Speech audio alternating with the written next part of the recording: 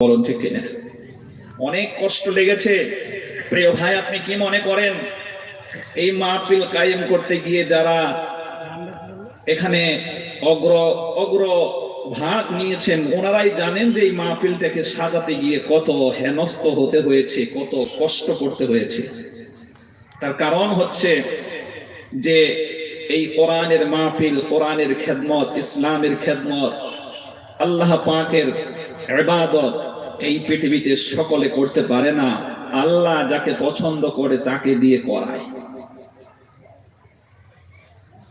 কিছু লোক সমাজের ভিতরে পাবেন, তারা তো এই জালসা মাহফিলকে অ্যাকসেপ্ট করবেই না।